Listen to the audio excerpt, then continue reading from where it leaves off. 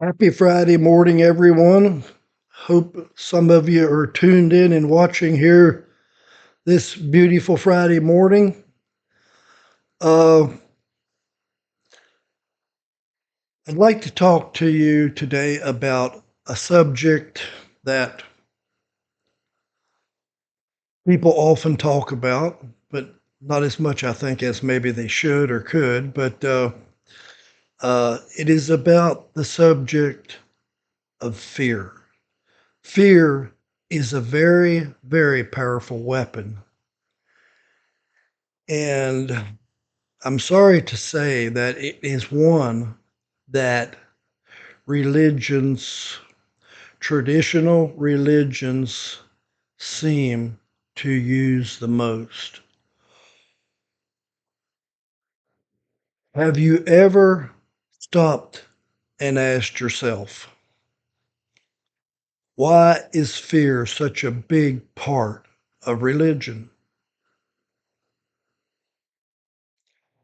Fear of hell, fear of punishment, fear of doing something wrong, fear of being judged. If religion is truly about love, why is fear used so often? That's a question that most people never really sit with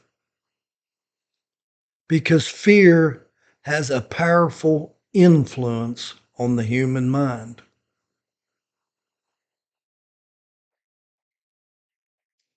It doesn't just influence behavior, it controls it. Now, think about this for a moment. If you want people to follow rules, you can ask them politely. You can try to explain. You can encourage them. But none of these methods are as powerful as fear. Fear gets immediate results. Fear doesn't require understanding. Fear creates compliance. And that's where things start to get interesting.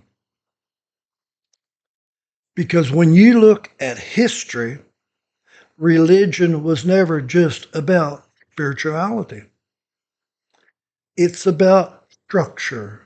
It's about influence. It was about guiding large groups of people. And the question becomes,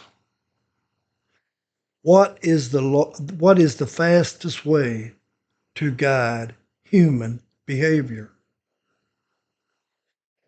The answer is simple: fear. Now, this doesn't mean everything about religion is negative. There are parts that bring comfort. There are parts that bring community. There are parts that give people hope.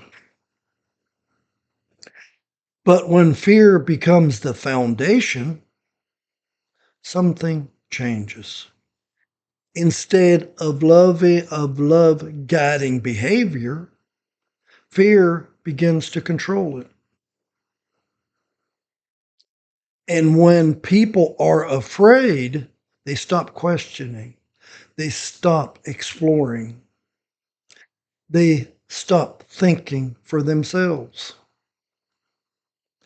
Because questioning becomes dangerous, thinking becomes risky, and stepping outside the system feels like a threat. Now imagine being told that if you follow certain rules, you could suffer forever. Not just for a moment, not just for a lifetime, but forever. That kind of fear doesn't just influence behavior, It shapes the entire way a person thinks. It creates anxiety. It creates pressure. It creates a constant sense of being watched or judged. And for many people, that fear begins at a very young age, before they even have the ability to question it, before they even understand what it means. They are taught to be afraid. And once fear is deeply rooted, it becomes very hard to remove.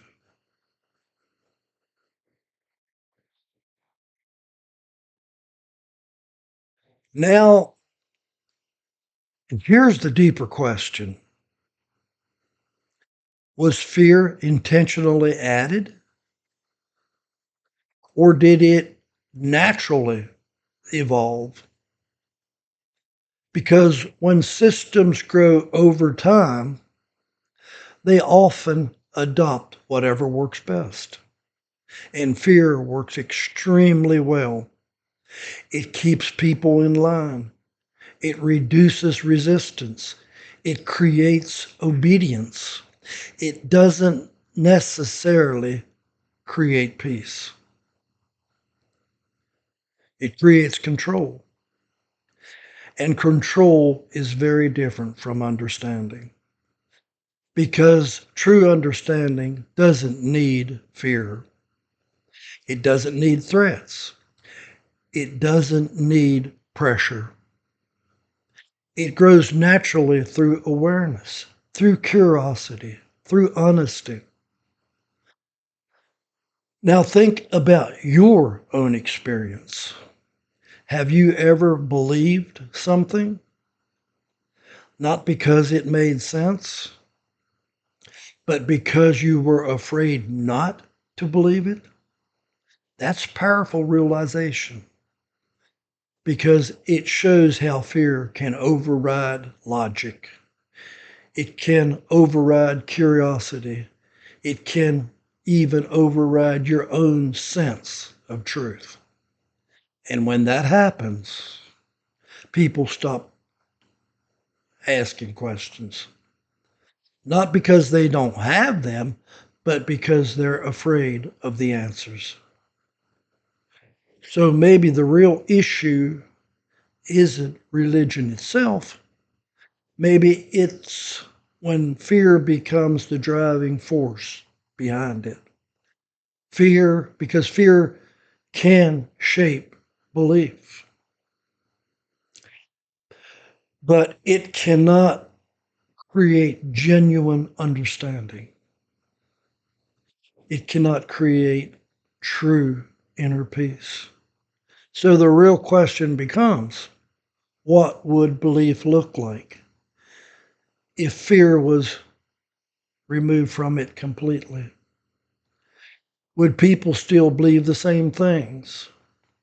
Would they still follow the same rules? Or would something begin to change? Because when fear disappears, clarity begins.